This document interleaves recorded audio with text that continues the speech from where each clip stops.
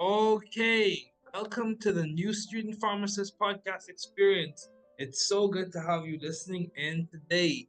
I'm going to be co-hosting the show with my buddy Chadwin Hanna, an MD PhD student at UF. He'll chime in soon, and our guest today is Dr. Nassir Mokarram.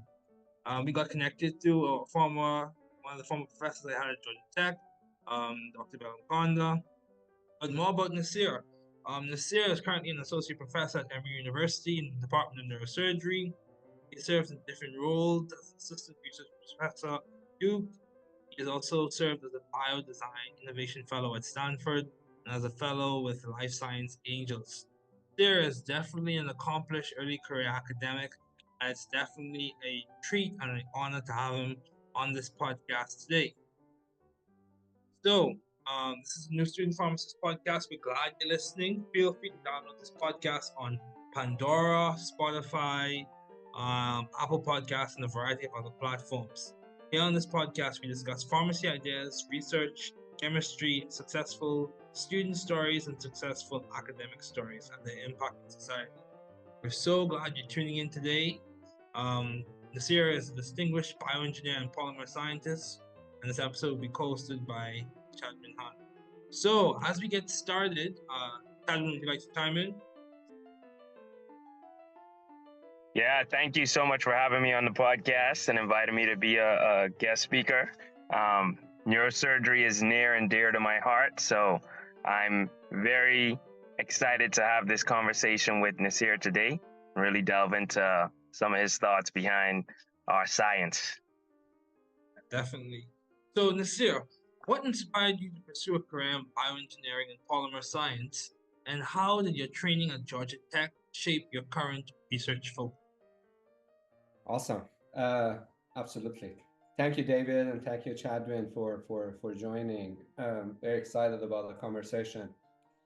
What inspired me to become a bioengineer was actually a dilemma that I had in high school. I didn't know if I want to go to medicine or if I want to do engineering. So somebody told me when I was in high school, biomedical engineering was still a new field. Somebody, a friend, a family friend who was at Johns Hopkins back then, gave a call to him and I said, I don't know what to do. And he said, look, there's this field, biomedical engineering or bioengineering. It's the best of the both worlds. And maybe that would be the place for you to go. And I don't know if you know, Georgia Tech has been top 3 for the last 20 years. Recently, it's been number 1 for the last maybe year or two. It was a competition between Johns Hopkins and Georgia Tech, and Georgia Tech, it's finally number 1.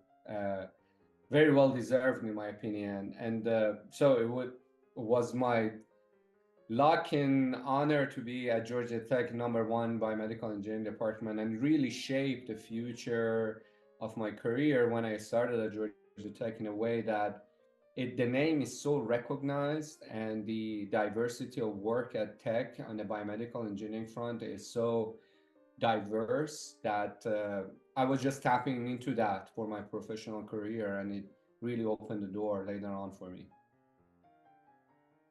Sounds good. Sounds good. So, you talk about your time at Georgia Tech. When you were choosing a PI, what was the process that you chose? Because you worked with Dr. Balanganda, correct? Or Provost Balanganda. I did, and it's one of the best decisions I made in my life. Um, it was interesting because I was lucky to get a fellowship. I was in material science department, and they gave me a fellowship. And the difference was, I was not obligated to choose my PI before starting my PhD. In some programs, the fund comes directly from PI, and therefore you need to have some sort of agreement with the PI. In this case, the fund was coming from the department, and they gave me an opportunity to go actually interview PIs to choose who I want to work with. And I remember I made this Excel sheets with different criterias that I had in mind, and I talked to like maybe 30 people. We just go knock on the door, talk to them, and then I have my own top finalists. And Provost Balankanda now at Emory was one of the top 3, and there were 2 other amazing people, and they were both also amazing. I could have not made a wrong decision, to be honest with you. But I went through a process of, talking to graduate students. So I think this might be good for your graduate student applicants, that it's really important more than the research area that you're going to focus on. It's really important to think about who you are going to work with. So I would say it's not even the PI, it's your lab mates. You need to go and see if you have the luxury of having conversation with people in the lab. Let's just go have a conversation with them, because you know what, you're going to be one of those people in few months or a year. You would look like them, you would feel like, I mean, not appearance wise, but you can tell, some labs are happy places and people are just happy there. Some labs are, you know there's more pressure, and you can see that in not that one is better than the other. I mean, obviously happy, everyone wants to be happy, but in the labs that have pressure, you can produce more and you have papers. So you can just really go spend time in labs that you want to be part of and see what's a culture and what's an environment, and really decide based on that. I think that's number one factor. So I had the luxury of going to all those three labs. I had the luxury of talking to those PIs. The thing is, ultimately, your research area can evolve and change, especially during PhD. It's science. Things might not work and you need to pivot. It's important to have a supportive environment that believes in you and provide you with the infrastructure for you to thrive. And that was how I made my decision, basically. That's Calvin, you go awesome. ahead. Yeah, I just wanted to bounce back to that first question that David asks. I really connect with being someone with an engineering mind, but wanting to go into medicine. And when it was time to go into undergrad, I'm like, what do I do? Where do I go? And finding the field of biomedical engineering was like a dream for me, because it was the mix of the best of both worlds. So what type of advice would you give to high school students or even students with a bachelor's degree, for example, in engineering, that still want to go into medicine, but they don't know if they can make that jump? Make the jump to medicine from like a really heavy engineering or math background. Yeah. I think it's actually a good thing to go from engineering to medicine. Um, I mean, depends on your personal and life and professional career goals, I guess, at the end of the day. But engineering gives you a certain way of thinking about things that can become very critical, especially for perhaps surgery. And yes, in one sense, you want to gather all the information before making decision, and maybe surgeons don't have the luxury of doing that. So maybe that's not a greatest characteristic of an engineer, but attention to details, being calculative, being analytical, is another feature that a great surgeon. I'm giving surgery as an example because you can relate in this realm. I think the good thing about the United States higher education system is that you don't need to choose going to medicine right after high school. In most countries, you need to make that decision during high school time, and you just don't have enough information to make that decision. By the time you're in your undergrad, I think it would be good to explore. And you might do biochemistry, you might do engineering, like a biomedical engineering, and this is a good time for you to assess if that's something that you want to continue for the rest of your life, or if you have passion for medicine, then you can make a jump to medicine. I'm not sure if I'm answering your question, to be honest with you, but if I'm not, paraphrase it for me, please. No, I think that was great. I wanted you to chime in on some of those points of like, engineers can make good physicians too. I know I've had conversations with folks in undergrad who are focusing in engineering majors that don't really think that their skills can mesh with a medical degree. But what you just said was spot on. So thank you. Of course. Anything else, Chadman? Go ahead, David. Okay, sure. So, balancing academic responsibilities and personal well-being. How do you balance the demanding responsibilities of being a research faculty member and now an associate professor of neurosurgery with other aspects of your life to ensure that you have some form of a holistic perspective on your career and personal well-being? So basically, how do you keep your work life integrated? That's the million dollar question, right? It's funny because when I was at Stanford, we were lucky enough to be exposed to this very, high-ranked CEOs of Fortune 100, Fortune 500 medical device pharmaceutical company.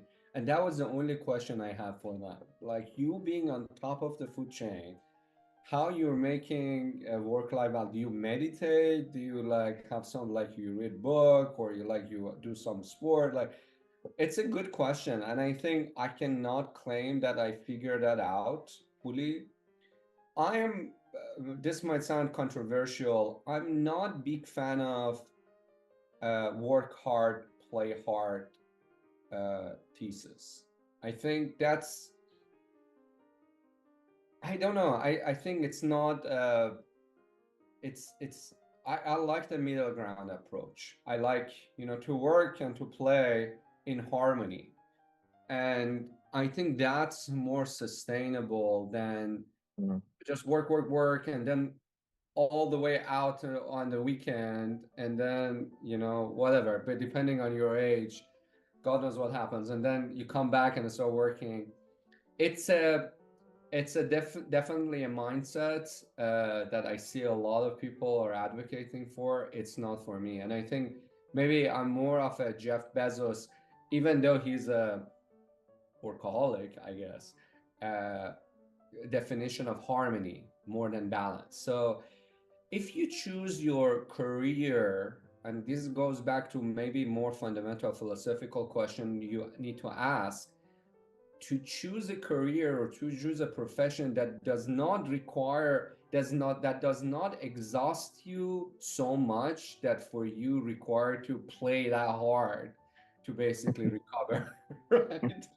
So, so it's an indication. If you really need to check your time, it's like it's 5 p.m. I need to go home. Maybe that's not the best career, because if you love what you do, and I'm really blessed and fortunate to, I love what I do. I think this is the best thing I can do in my life. And it's all work and it's all play.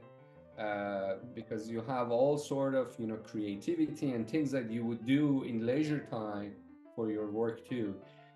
So maybe I'm evading your question to some extent, but it's really the harmony that you need to figure out for you, and it's a personal thing. I do travel when I feel I'm burnout. I love art. I go submerge myself in a totally different artistic environment that gives me inspiration and basically reset and recover me. I just came back from a short trip, visited my sister in Europe, but recovering, right? Like, you see things that I don't normally see, and that's good for me to reset. So traveling, and a good book, a sci-fi book, not a self-development, which usually I think maybe the audience of the podcast or podcaster people are like all about self-development, including myself. But a good sci-fi book that just transform you to a different universe would be a good recovery. And that's what you usually do: travel and books. That's awesome. I think that's like the best explanation of you have to love what you do that I've heard in a very long time. You work while you play. I really appreciate that. Yeah, definitely. You have to have an integration that works for you, and you can adapt for your own personal well-being. Completely agree. Completely agree. There's no one cookie cutter model for work life. And some people even make the point that they don't believe that there's such a thing as work-life balance. I wouldn't phrase it like that. I think it depends on your operational definition of balance, because balance is respective to the person who's doing the balancing. So yeah. But yeah, what innovative approaches do you employ in your current research on modulating immune response, or for tissue repair or cancer therapy? Um, just to be more specific, in terms of your research focus as a professor at Emory, what would you say is something that's very innovative or novel you bring to the table, or that you're trying to bring to the table? Sure. So there are a few things that I've been lucky enough to be involved with. I'm generally speaking interested in nervous system, peripheral nervous system, your nerves in your fingers and legs, and the central nervous system, which is your brain and your spinal cord. They both have some challenges, they have some diseases, and it's an area that it's more, less touched. Like if I talk about cardiovascular diseases, or a significantly more innovation, but brain, we don't understand, nervous system is complicated. So for my PhD, I chose perhaps the two most complicated areas of the body, and they're, if you have a Venn diagram, where's their interactions? One is nervous system, one is immune response. So, or immune system and nervous system, and how they can help each other, how immune system can basically help nerve regeneration and nerve repair, and things like that. So that was my PhD.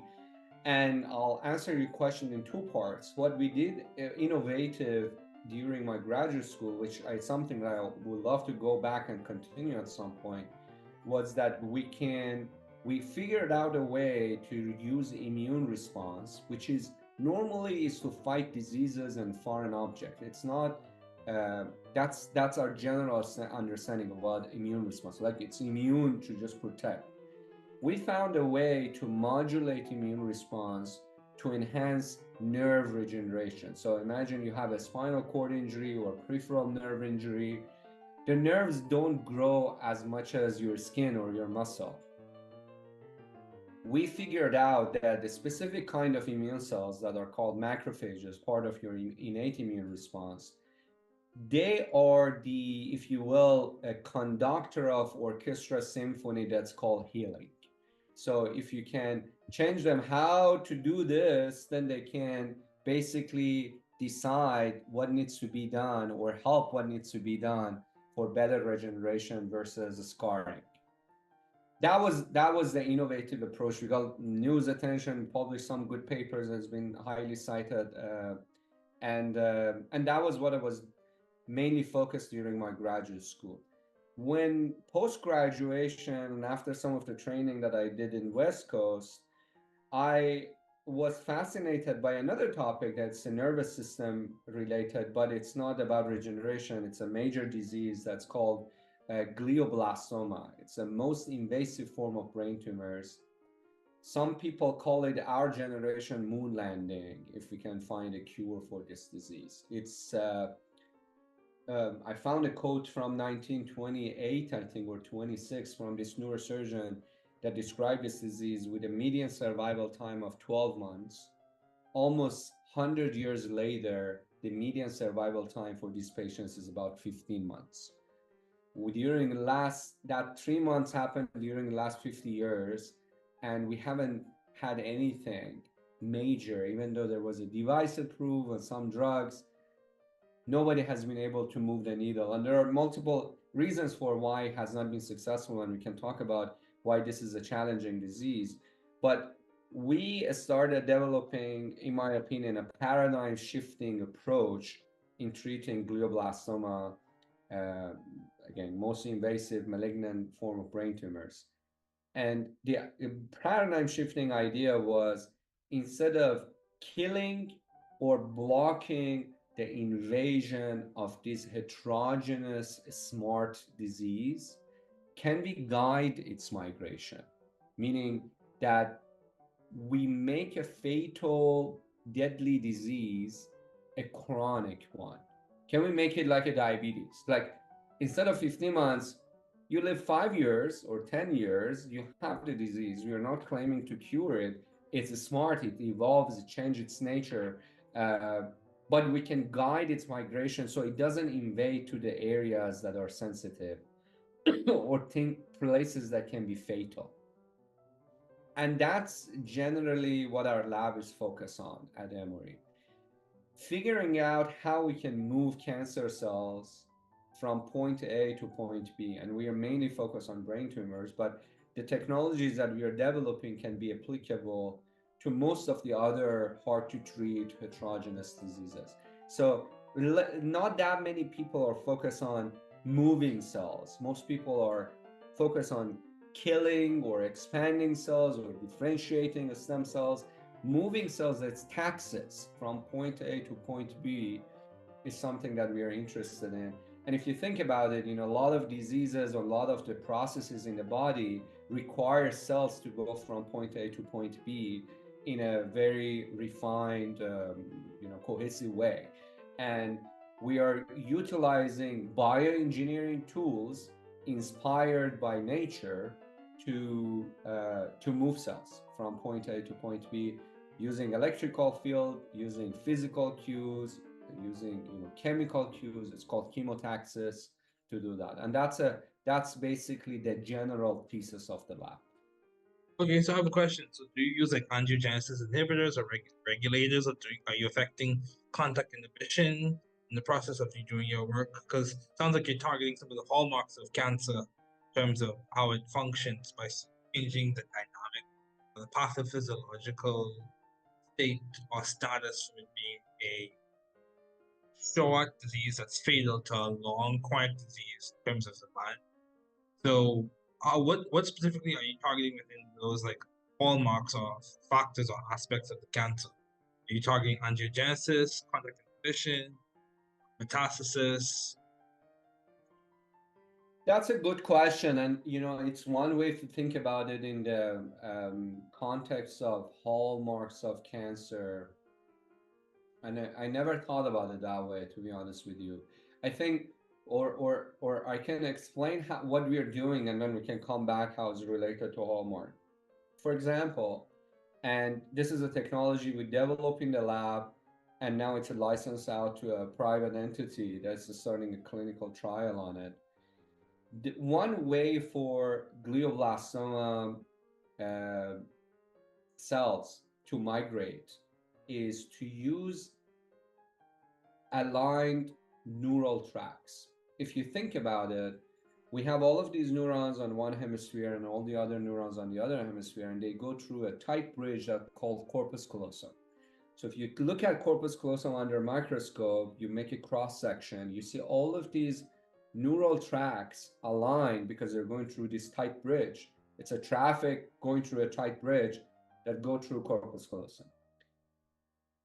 GBM, evolutionary wise, somehow figured out if it follows those aligned structure, it can find a way to go to the other hemisphere. Now, what we are doing is we mimic those structures using nanofibers that has similar kind of dimension and alignment. We put it in the vicinity of the tumor, and we basically lure tumor by its own volition to come inside our device because it thinks it's corpus callosum. It has an affinity to those aligned structure. We provide a path of least resistance for migration of tumor. So instead of surgeon going to the deep tumor crawls inside our device and come to the surface, and surgeon can scoop it out. So even in the context of hallmarks, there are a bunch of things we are doing that it's aligned with hallmarks of cancer. But if I want to choose one, it's using whatever metastasis way. There is a method to the madness of tumor migration. If you figure out what they use, you can get inspiration, a biomimetic inspiration from them, make a bio-inspired device, and use your device to artificially guide them and provide a path of least resistance to the destination that you like. And that's what we're doing. Okay, that sounds good. One more question that's somewhat technical, and then we can continue in terms of just discussing your career.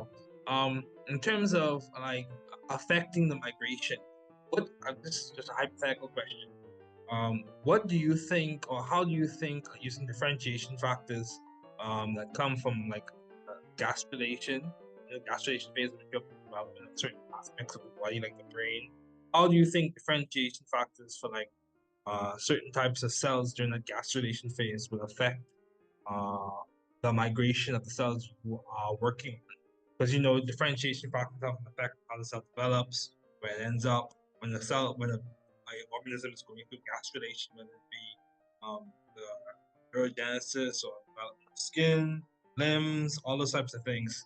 How do you think, or do you think it could affect the work that you're doing? Those differentiation factors that occur during like embryonic development. Do you think that would play a role or contribute, or are you just not sure? That's an interesting question, David. I've never thought about that actually. Okay, And so some food for no, thought. yeah. No, it's interesting. I never thought about that. We definitely get cues from um, evolution and Mm. evolution biology, but this is a very particular aspects that I prefer to say I don't know instead of make you Okay, some that's sort of fair. info. But yeah, but good question. Okay, sounds good. Sounds good. Yeah, Chadwin. Yeah, I really appreciated that research synopsis and your explanation of how disease pathophysiology and understanding understanding how the tumor works is really guiding your design and trying to figure out solutions for, like you said, not curing, but turning it into a chronic disease that doesn't just outrightly kill um, patients that are affected by it. That's I think that research vision is really cool, and the approach that you have taken is paradigm shifting, right? Because if you look at anyone or speak to them about healing cancer, it's how do we remove the tumor, how do we kill the tumor, um, but changing the way that the tumor, quote unquote, thinks is extremely interesting. Thank you. Yeah, With I that agree. in mind, go ahead, David. You go ahead, Chadwin. Yeah, with that in mind, I just wanted to know how you kind of gather a team behind your vision, right? And move forward with some of the research tenets that you've set forth for future development. Like how do you get everyone on the same page and make sure that you're moving forward in a way that you think is still true to the way that you want to do research and the vision that you have for the science that you're working on? That's another excellent question, and again, $1 million question. Building a team is something that I am, every day. It's something that I think about it and I try to educate myself. And I'm thinking out loud here, so just sharing some thoughts. Obviously, I think you need to be authentic.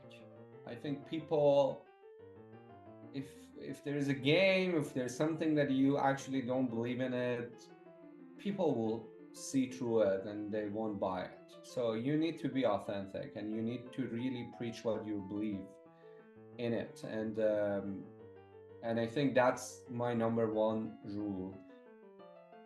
Number two, you need to understand what are people individual motivations and attributes, and you genuinely need to figure out if this is a good fit for them or not. As a leader, you need to care about people who are in your team, and you need to think about their career, their life, and their growth too. It's not just about the project, it's about these people. And if you prioritize their well-being, and not just well-being but their trajectory and their growth, and be their advocate. And in order to do that, you need to sit down and figure out who is this person, what do they want in their life, and there is no right or wrong answer. And then be creative enough to be able to connect the dots between what are their positive attributes and what they're looking for, and what this project or this technology or this company or this research opportunity can bring in. And then in their mind, connect those dots. Tell them, you want to be this, and these projects, this is how this project or this technology or this company or this effort can help you to achieve that personal goal. I think that's an art of a good leader, but it requires a lot of empathy and caring and curiosity. Yeah, that's awesome. Definitely an art to the science, right? That's right.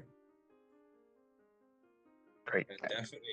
Definitely. So that sounds good, but in line with like teamwork and personal philosophy and vision, um, can you share a personal model of philosophy that drives your pursuit of excellence and innovation in bioengineering?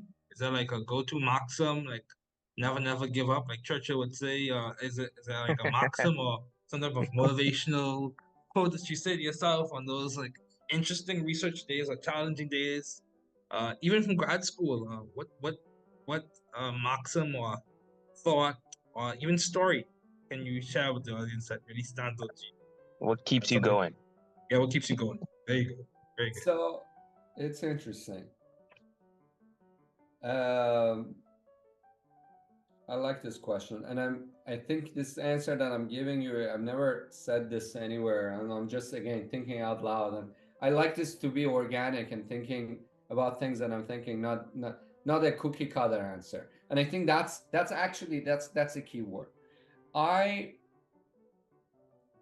I so I'll give you just a 30-second backstory. When I was younger, my parents were wanted me to, like any good parents, they wanted me to learn an art, and they sent me to piano class when I was 6 years old. And I was trying to learn how to play piano for 6 7 years and I did not have a talent in it. And I don't know how disappointed my parents were, but I was always thinking, I don't know how to create. I'm not a good artist. And by the general definition of what arts are, painting, music, cinema, and things like that. And I thought, and then later on in my life, I thought, well, if I don't have I don't have the general ways of expressing myself in the creative arts, what other avenues that I have to be able to create and be original? And I think if I want to tell you what's my motto is being original, and which the synonym for that in this context would be disruptive. So you need to, and that's why I said cookie cutter is a good opposite keyword, because anything I like to do, and that's why I chose, this kind of field that's, biomedical engineering, and, engineering and medicine is kind of unique. Then you think about it in the context of biomedical engineering, nervous system is less touched. Then in that realm, GBM is something that nobody has been able to figure it out. So challenging problems that requires a lot of creativity and disruption, because I really think that's the, not to get too philosophical, but that's a God part of us, right? To be able to, that's a manifestation of, being a creative and create something from scratch that does not exist. So that's really my philosophy in my professional life, at least, that to be able to do things that are the places that are less touched and there is a need, and let's go be able to see if we can disrupt. And it's not as simple a slogan, but hopefully I was able to convey the context. Yes, that was very good. That's very good. Yeah. Just one. Go ahead, Javin. You gonna say something? No, I was gonna say yeah, for sure. Context conveyed. Yeah, definitely. Thank you. So yeah, I'm curious. I've seen a bit of stuff. Just dropping back into your research, and then we'll continue, and then we'll wrap up for a bit. Just dropping back into your research. What role do you think? I don't know. You may know. Um, what role do you think CAR T cells can play in your work? And if there is a way, do you think that same approach could be used for glial cells to contribute to the work that you're doing? Because I know glials and astrocytes, they play a role in the upkeep, if you will, of the nervous system. So, what role do you think cellular engineering has to play in the work that you do? That's right.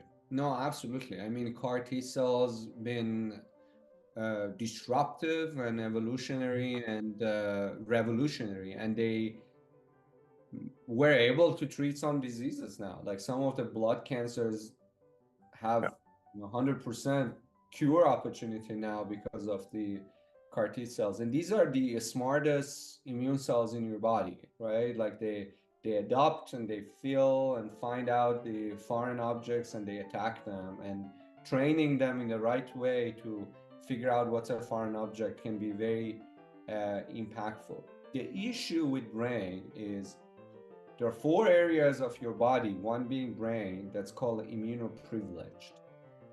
And the kind of immune response that you have in the brain is different from the rest of your body. The representation of both innate and adaptive immune cells, and our understanding of immune cells in brain is continuously been evolving. I would say even during the last 10, 15 years, there have been some major breakthrough that is like really changing the story in the context of what kind of immune cells exist in the brain. But if I want to answer your question, that's the main issue. With immunotherapy, especially cell therapy in the brain, you need to be able to recruit those immune cells to the brain and be able to or maybe inject them to the brain to present them, because it's like a desert. There's nothing there from immune response. Not nothing there, but significantly less number of immune cells there. So CAR T cell can be effective eventually if it can be administered right, but there are some challenges, including blood-brain barrier, including again the whole immune privilege situation with the brain. But Duke University, which is another place that I had a opportunity to have affiliation with, is the mecca of this kind of work. And there was a polio vaccine or poliovirus study that was a study at Duke and has been very successful, featured in 60 Minutes actually twice.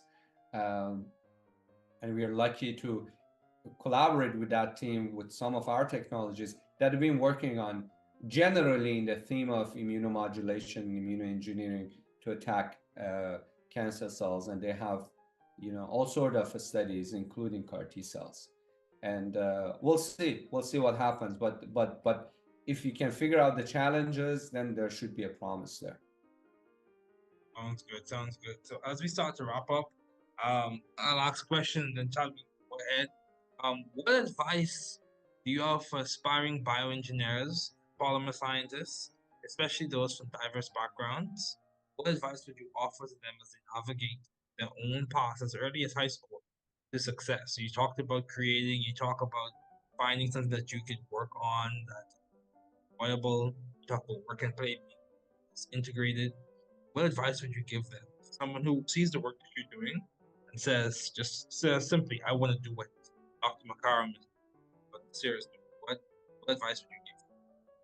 I think the most important advice that I would give to younger people would be to this is my life hack. I'll try to put myself in a situation that people around me, again, it sounds maybe cliche, but I'll get a little bit into it. People around me are significantly smarter than me. If you be in an environment that you are the most intellectual and the smartest person in the room, you're not going to gain that much. So number one, I would say push yourself to put yourself in an environment that would elevate you. That means going to good schools, for example. So your peers, your advisors are from certain caliber. That's been my life hack. I always push to go to places that I probably don't even deserve to be there, but by pushing and trying, then I can elevate myself. That's the easiest thing to do.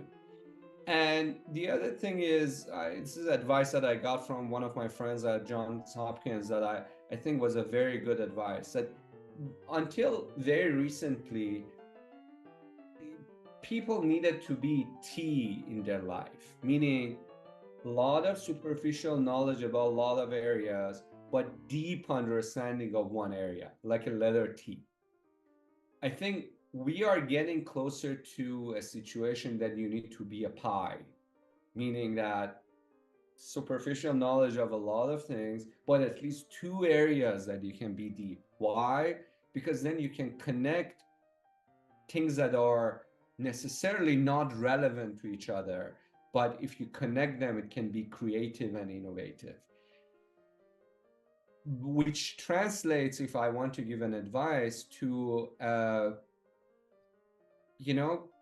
be curious and don't, as much as you want to stay focused, but have a hobby, have something else going on that can eventually help you with that major first effort. Like if you understand, if just have two seemingly different areas to be expert at, and that, I think that would give you a unique opportunity to be a person to connect these areas, especially thinking about AI.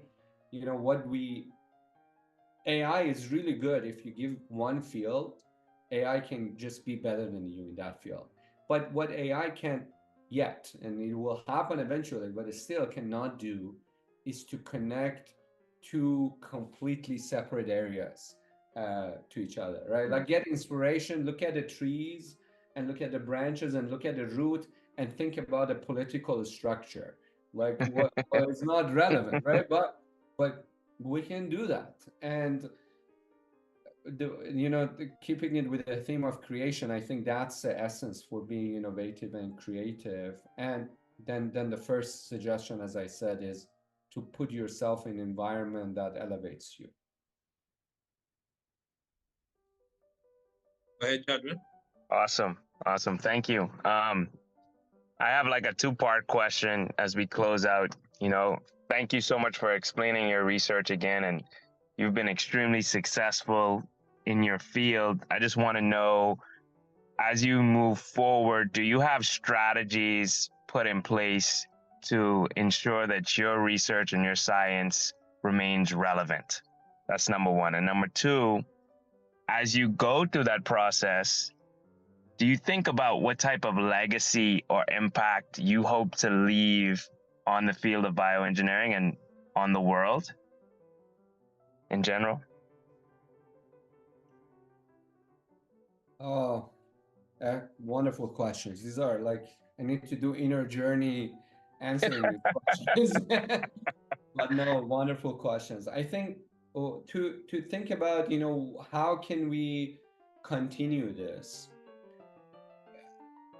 I think if it's valuable, people will continue it. So I'm not really too worried about that. I think as long as you do your best to do a good PR and publish and educate people about your approach and try, and if people like it, they will like anything else. It's, they're free to choose and they can continue doing it. And if it's not working out, then don't worry about it. Don't waste your time. So I'm not too concerned about that.